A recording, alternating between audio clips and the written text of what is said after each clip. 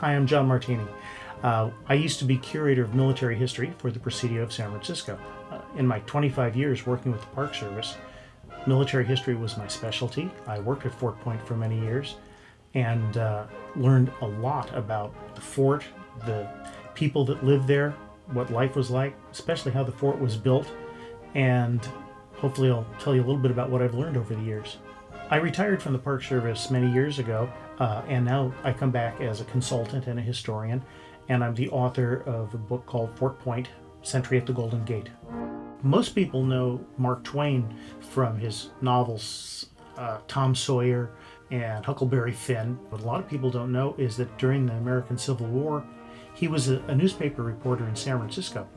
On one occasion, he was assigned to cover the inspection that a brand new general was going to make of all the forts around San Francisco. When they got to the fort, Mark Twain doesn't talk too much about the soldiers, except he talks about that they were all in their dress uniforms and everything was very spit shine.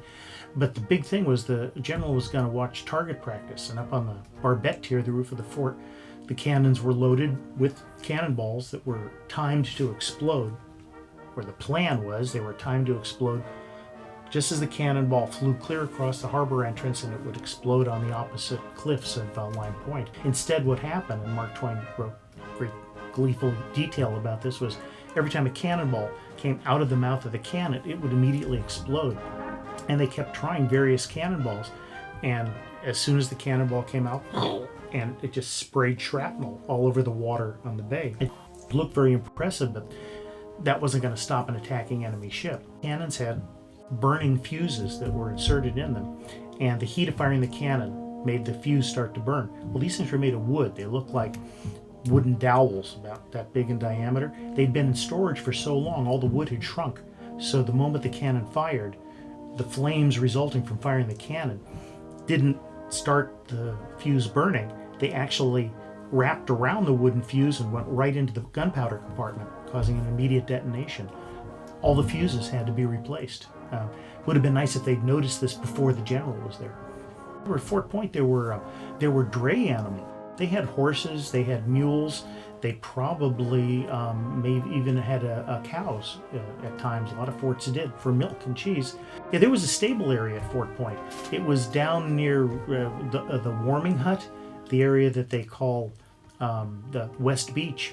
And there are some old photographs of it that show livestock yards, and there were also shops down there, and there was a whole, they call an ordnance yard, where cannon and cannonball lined up that were going to be mounted in the fort eventually. Many of them never were. But see, that's part of the fort's history that we forget about. We always think about the brick fort, but there was a whole outlying area with more barracks, laundries. Every Army unit had laundresses. Laundresses were literally women who did laundry. Generally, they were married to some of the soldiers, and they were paid right along with the soldiers. The little bit was taken out of every soldier's pay to pay the laundresses. But I mean, these guys weren't doing their own laundry. Fort Point had 3 lighthouses over the years. One of them was built and torn down before it was ever even lit. Well, the first lighthouse sat right where the Army was going to build Fort Point. It was a different branch of the government that built lighthouses, something called the Lighthouse Board. And they went ahead and they built a lighthouse, and then the Army came along and said, and they had to tear down the lighthouse. They leveled the piece of land where the lighthouse had sat, and as Fort Point was being built, a little stubby wood lighthouse was built right outside the fort's walls. Actually, it would have been hit by the cannons if they had ever had to fire in that direction.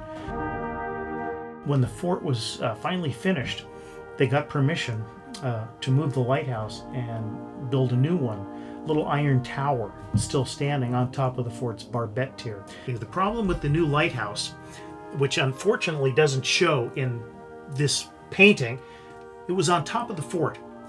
Where the lighthouse keepers lived was in a house way up on top of the hill, actually out of view in this picture. So to go to work, the lighthouse keepers had to walk all the way down the hill, down a flight of stairs, to the water, to the front door, and then get the attention of the soldiers inside the fort, and then up the stairs to the roof.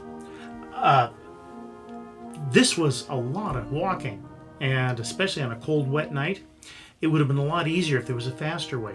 In later years, these two new houses in this picture, these were built right at the edge, and a little bridge was built that went from the back of the houses to the roof of the fort, saving them probably 20 minutes of walking each time they had to go to the lighthouse. Yeah, the lighthouse keepers and the assistant keepers, they were all civilians. Today, the U.S. Coast Guard takes care of lighthouses and buoys and radars, and they are part of Homeland Security.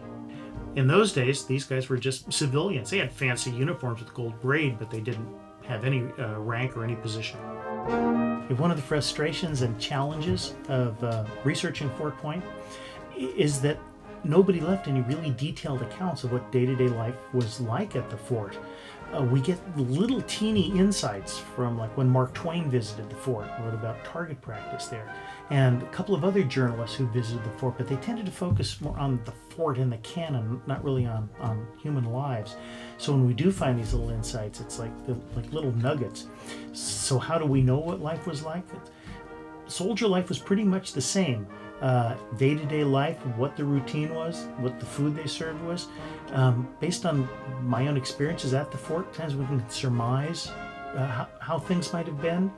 Sometimes we can tell from old maps like where the chicken coops were located down the road.